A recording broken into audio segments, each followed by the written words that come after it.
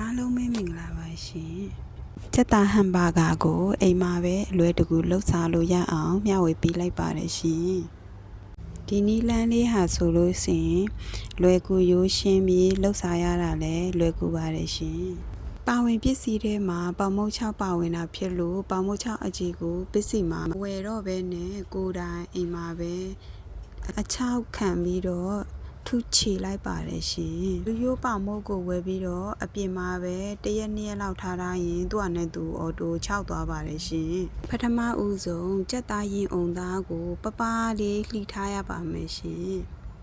အဲ့ဒါမှကြော်တဲ့ခါကြလို့ရှင်ပပလေးနဲ့ဆိုတော့ကြက်လည်းလွယ်သလိုလှလည်းလှပါတယ်ရှင်အချက်ကိုပါးလေးကောင်းလေးပါပဲရှင်ကြက်သားကိုကြက်သားမုတ်တစုံငရုတ်ကောင်းမုတ်အနေငယ်နဲ့အရသာအတွက်ရောနေထားပါမယ်ရှင်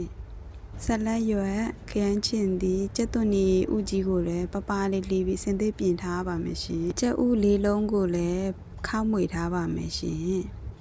အဝင်ပစ္စည်းတွေကတော့ကြက်ဥကြက်သားခရမ်းချင်သည်သွန်နီဥကြီးဆက်လက်ရွက်အမုတ်အကြီးခရမ်းချင်သည်ဆော့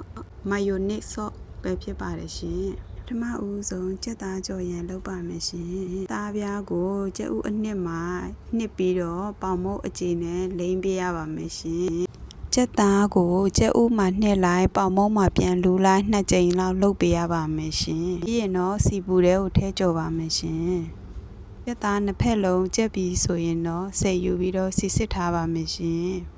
ကြက်သားကြော်ပြီးသွားပြီဆိုရင်ဟမ်ဘာဂါပေါင်မုတ်လှီးပါမယ်ရှင်ဘာဂါပေါင်မုတ်ကတည်တံ့ရှိပါတယ်ရှင်ပေါင်မုတ်တိုင်းကိုလုံးလို့မရပါဘူးเนาะအဲ့တော့6လုံးကိုပစ္စည်းမှာဝယ်ခဲ့တာ36ဘတ်ပဲကြာပါတယ်ရှင်ပထမဦးဆုံးပေါင်မုတ်ကိုလှီးပါမယ်2ချမ်းပေါ့เนาะပြီးရင်ပေါင်မုတ်ကင်ရန်အတွက်ဒဲအိုးမှာစီတော့ရပါမယ်ရှင်မုတ်ကိုကင်ရတဲ့အကြောင်းမှာဆိုရင်ပေါင်မုတ်လေးကနှုတ်ပြီးတော့ပြော့လာအောင်လို့ပါเนาะဒီမှာတော့စီနဲ့ပဲလှုပ်ထားပါတယ်ရှင်တကယ်တော့သူကထောပတ်နေနဲ့ဒဲအိုးကိုတုပ်ပြီးတော့အဲ့လိုလေးကင်ရပါမယ်ရှင်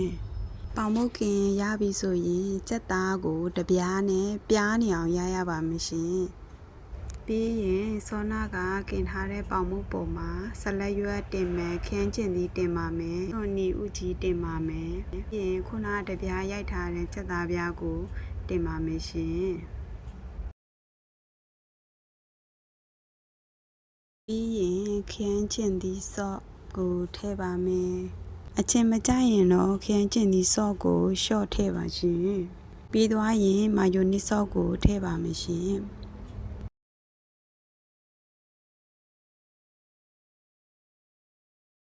ပြီးသွားရင်တော့အဲ့ဒီပေါင်မုတ်အပေါ်ကလှီးထားတဲ့အဖုံးလေးကိုထည့်ပြီးတော့တင်လိုက်ပါမယ်ရှင်အဲ့ဒါဆိုရင်အရန်မှာစားလို့ကောင်းတဲ့ကြက်သားဟမ်ဘာဂါလေးရပါပြီရှင်ထုပ်နီးလေးပါတခါတည်းပြထားပါတယ်ရှင်အရင်ကဆိုင်မှာလုပ်တော့ကထုတ်တဲ့ပုံစံလေးတိုင်းထုတ်ပြထားပါတယ်ရှင်ဟမ်ဘာဂါတစ်လုံးနဲ့လည်းဗိတ်ပြပါတယ်ရှင်ချစ်ရှုသူတူတယောက်ချင်းစီတိုင်းကိုအထူးပဲကျေးဇူးတင်ရှိပါတယ်ရှင်နောက်ဗီဒီယိုလေးတွေမှာလည်းပြန်ဆောင်ကြမယ်ရှင်